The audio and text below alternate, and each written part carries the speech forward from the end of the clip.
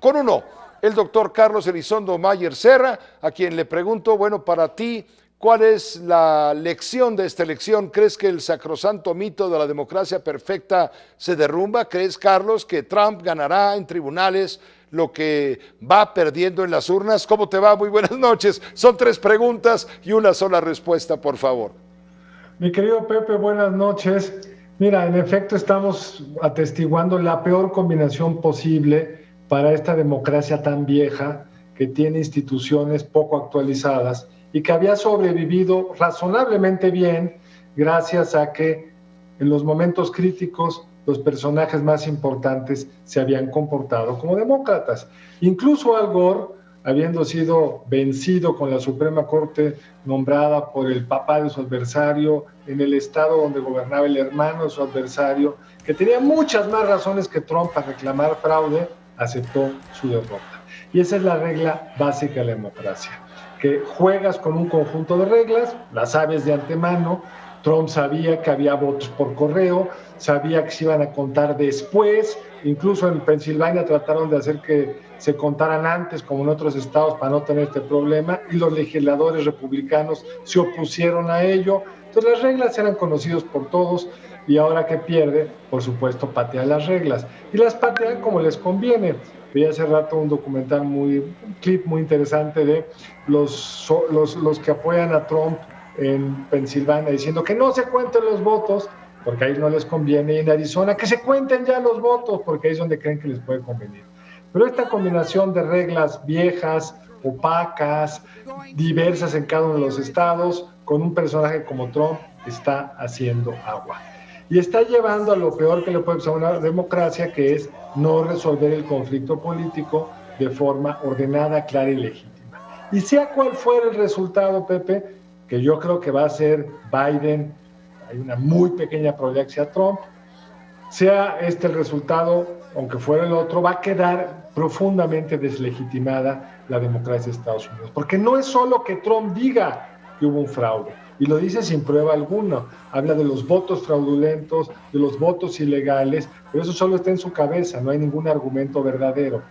Pero sus seguidores, o una parte importante de sus seguidores, le van a creer. Ya vimos cuán sólida es la fuerza de su base, cómo lo siguen, cómo aumentó el número de votantes, cómo están ahí protestando, y si Trump les dice que hubo fraude, ellos van a creer que hubo fraude. Y si ganara Trump, para los seguidores de Biden sería realmente aún más complicado. Primero, porque hubo más que votaron por Biden. Sabemos que esta peculiaridad de la democracia de Estados Unidos se vuelve cada vez más complicada de sostener, que puede ganar el presidente que menos votos tuvo, pero además Trump yo creo que solo podría hoy retener la presidencia con base en una serie de argucias legales, para contestar tu segunda pregunta, con base en una serie de argucias legales que no se ven nada fáciles, porque no hay hasta ahora el mecanismo para llegar ahí, porque actores clave en los estados importantes de la contienda han decidido respetar las reglas, y en Georgia, en Pensilvania, en Arizona, en Nevada, se siguen contando los votos a pesar de las protestas. Lo que llama muchísimo la atención es que, siendo Trump como lo conocemos, un hombre de excesos, de trampas, de irresponsabilidad, por ejemplo, en el manejo de la pandemia, de arrebatos de fanfarronería, en fin, a pesar de tener esas características, casi la mitad de los ciudadanos estadounidenses votan por ello, mandándonos el mensaje de que prefieren a un líder depredador. Biden no es Trump en ese sentido y tiene a la otra mitad de Estados Unidos. Eso es lo peligroso para la democracia de Estados Unidos en este momento, ese sacrosanto mito de la democracia perfecta que parece estarse derrumbando. Pero es muy importante lo que dices, Pepe, y hay que tratar de entender por qué Trump tiene seguidores.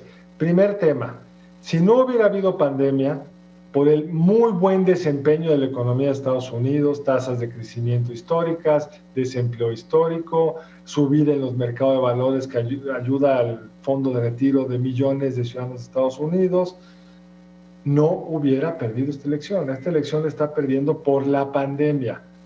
Ahora bien, si tú ves en las encuestas de salida, a pesar de la pandemia, un grupo muy importante de ciudadanos, valora tanto el crecimiento económico e incluso no ven mal el manejo de la pandemia, que por eso votaron por Trump.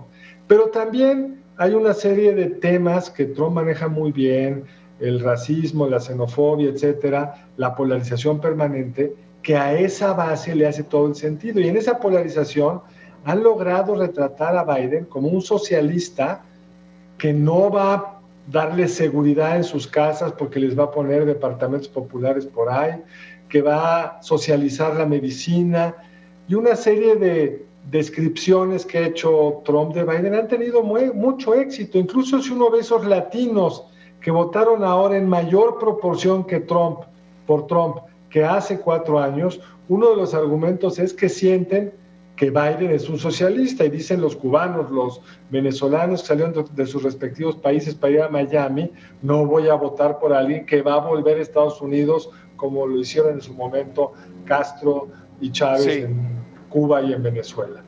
Obviamente esto no es cierto, pero Trump fue muy eficaz en mandar esa señal, y la señal de que Biden era un presidente, o sería un presidente débil, que estaría en contra de usar la fuerza para evitar los disturbios que ponen en riesgo la seguridad de tu familia. Ese es el tipo de discurso que le permitió acumular tantos votos y que llevará sin duda, en caso de que se confirme la victoria de Biden, a un país profundamente dividido, con un presidente, no solo con lo que ya dijiste, Pepe, que va a querer el expresidente Trump estar en política, presionar a quienes quieran negociar con Biden, porque es evidente que un tuit negativo de Trump contra cualquier senador o diputado republicano puede ser muy costoso, sino además es un presidente que está en muchos otros sentidos con muchos riesgos.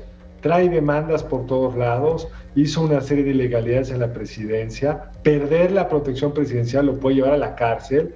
De acuerdo a las filtraciones que hizo el New York Times de sus declaraciones fiscales, su situación económica es bastante menos buena de lo que él siempre ha presumido, podría llegar incluso a estar en riesgo de quiebra. Tiene muchos activos, pero también tiene muchas deudas, y buena parte de su generación de riqueza, que era como una persona muy célebre en el programa aquel que dirigía, sí, ese flujo de recursos se ha ido agotando, sus propiedades muchas están paradas por el COVID.